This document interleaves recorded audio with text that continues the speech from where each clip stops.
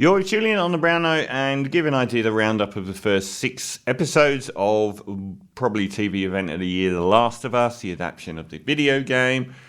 I'll probably do little pot reviews of each episode. So I'm really liking the fact that it is weekly.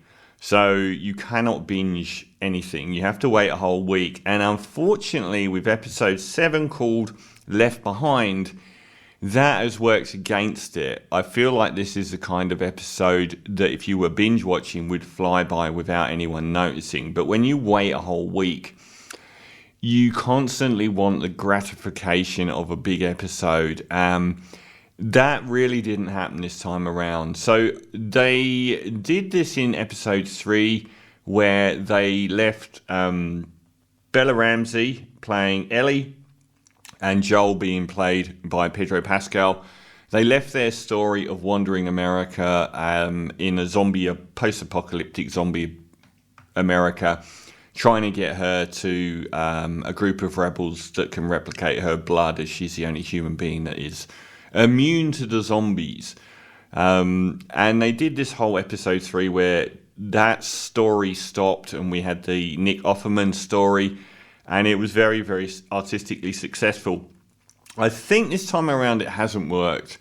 This time around we get the very, very important backstory of Bella Ramsey's character.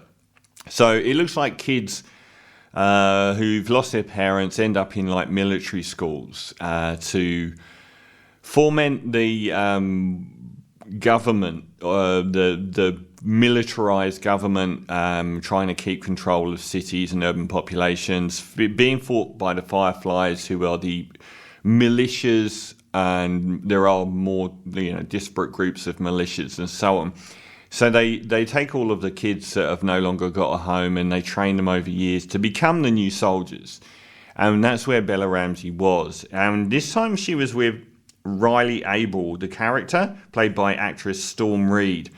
They share a room and they're best friends, but they're clearly Bella's in love with her.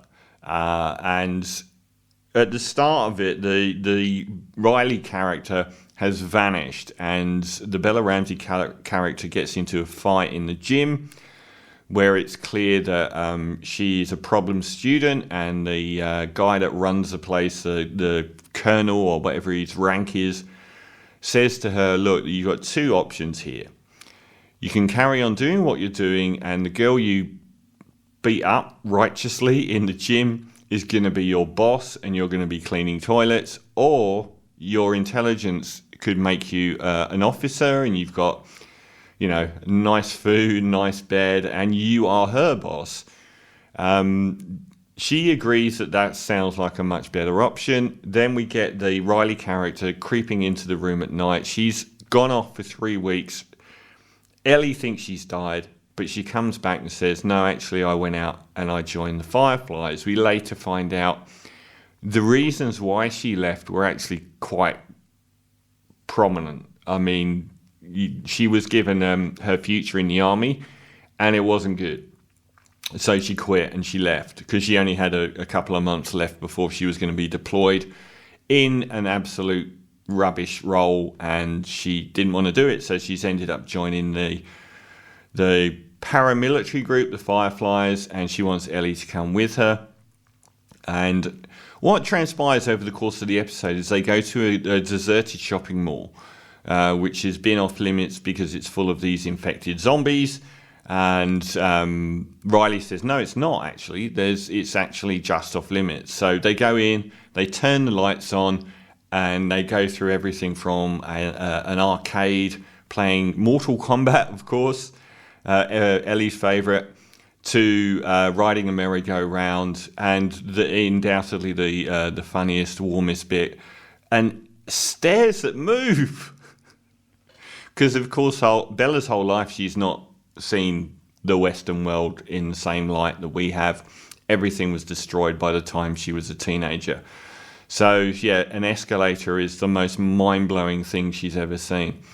And the whole episode plays out as her and her friend and her love interest, actually, her unrequited love interest, spending this time together examining, the past through the shops, through the music and the lights and all of these things.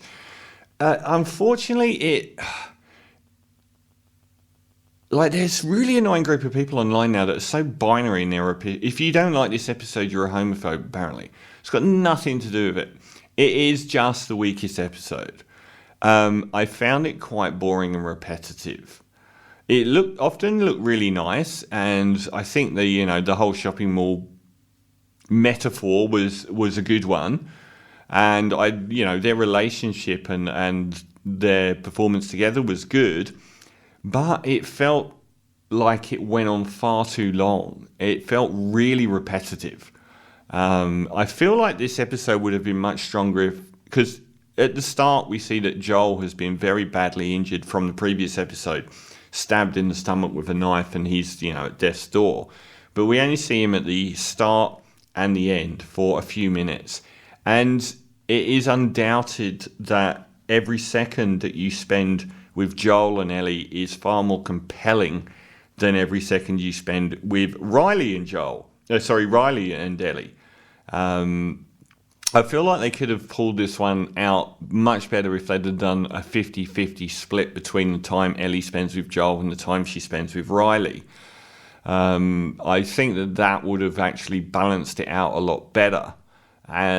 Or they could have carried on the story from where it ends to actually going all the way through to Ellie being found to be immune.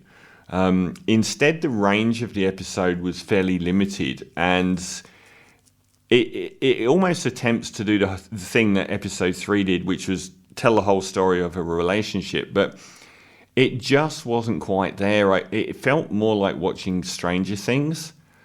And I didn't mind that whole energy as much as I minded the fact that it often felt like it was just sort of drifting along. It didn't really feel that compelling. It was still fine TV.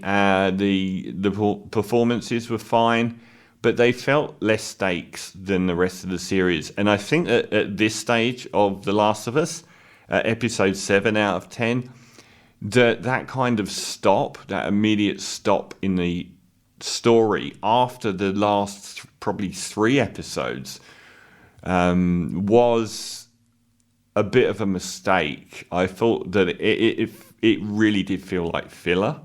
So it was entirely valid to tell Ellie's story, but they didn't tell all of it.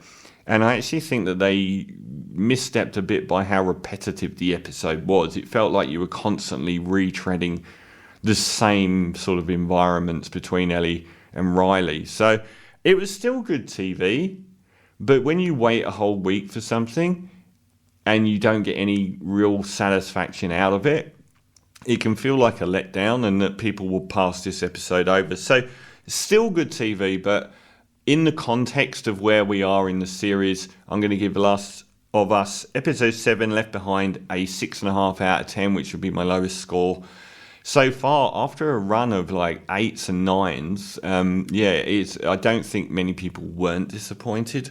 So 6.5 out of 10 for The Last of Us episode 7 Left Behind. This is one of the